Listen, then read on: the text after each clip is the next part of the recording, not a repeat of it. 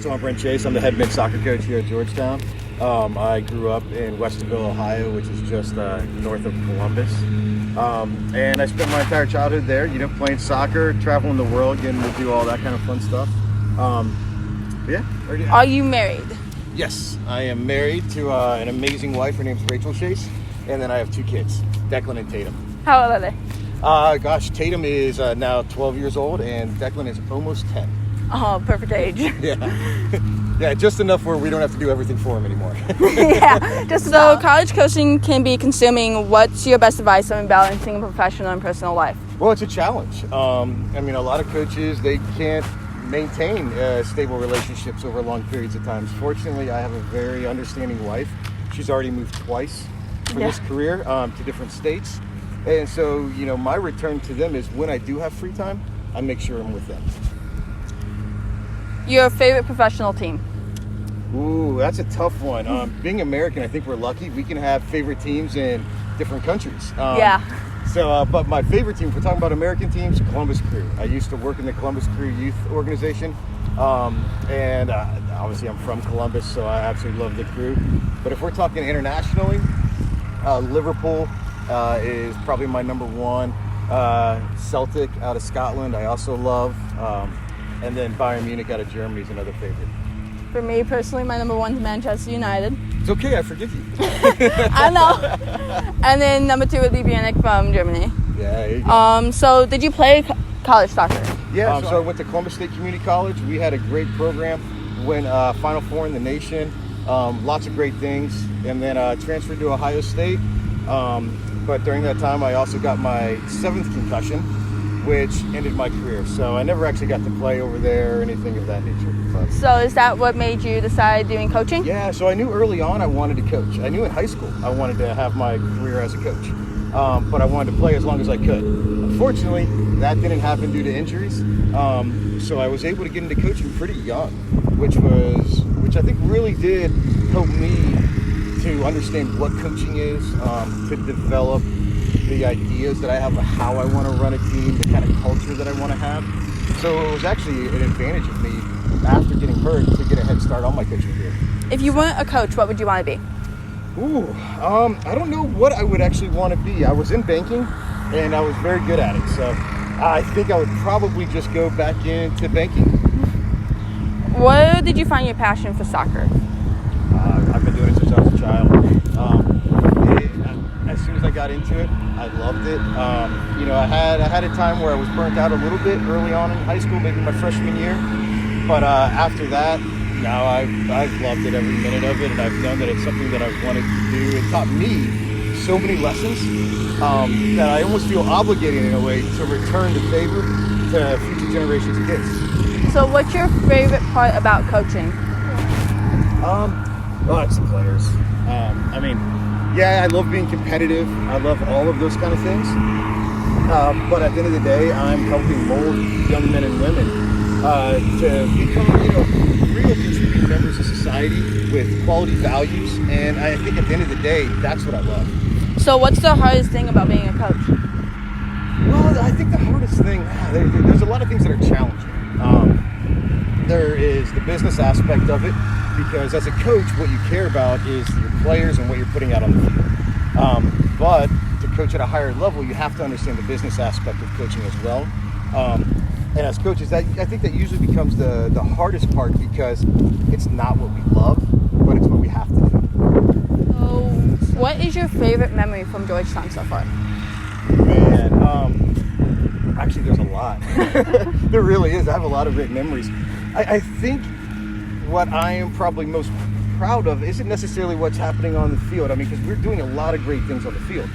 But the idea that the jungle, our supporter section, has grown out of soccer is really exciting for me, because that's the culture in the game that I love. You can watch games in Europe. You have smoke bombs going off, and crowds are singing, and all this excitement. And the jungle has brought that to our games. So to be able to put a product on the field that can justify having a supporter section that gets as crazy as ours does, it's amazing. I love it. So what is your goal as a coach?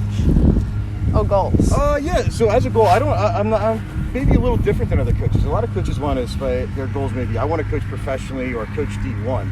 For me, it's not necessarily the same because, as I mentioned, it is about the kind of people that I'm developing, the culture of my program. So I do want to have success on the field. I want my players to feel successful. And I think as long as we have that culture of diversity, a culture of success and commitment and hard work, I think we're satisfied. You do have to win, of course. No one has fun losing. So to correspond with that, what are the goals that you've set for your team this year? Yeah, so this year it's really been thrown for a loop, right, with COVID-19. But that being said, we have a lot of talented guys that are coming into their sophomore seasons, their junior seasons, and then we have a very small senior class, only 2 guys.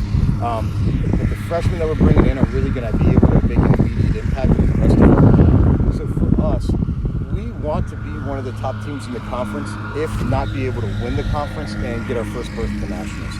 I wouldn't say it's a goal, but it's definitely an aspiration. So what's the outlook of the team looking so far? Really good. Our retention has been fantastic.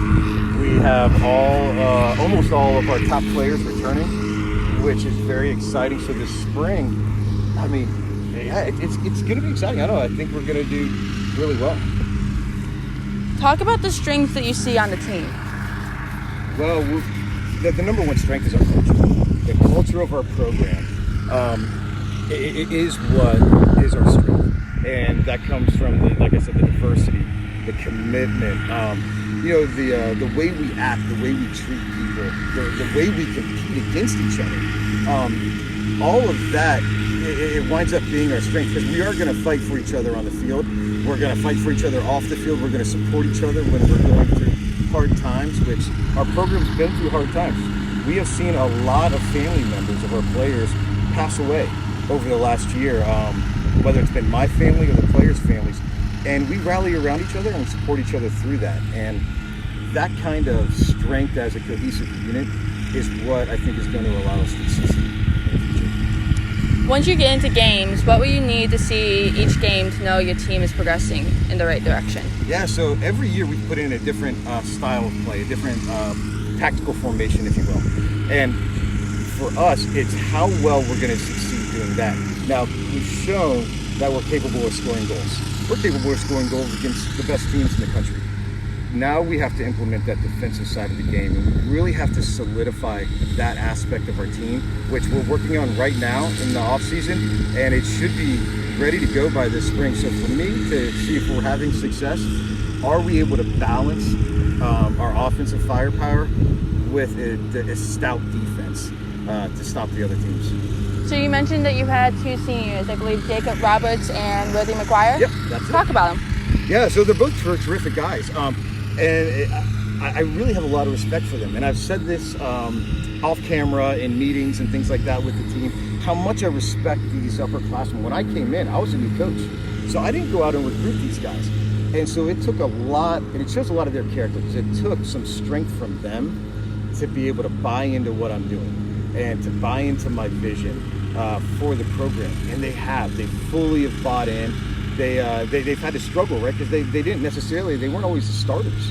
And they've had to fight through that to earn that playing time, even as upperclassmen. So really the thing that I find, I guess, best about them is their character and the way they have been able to earn everything they've gotten in this program.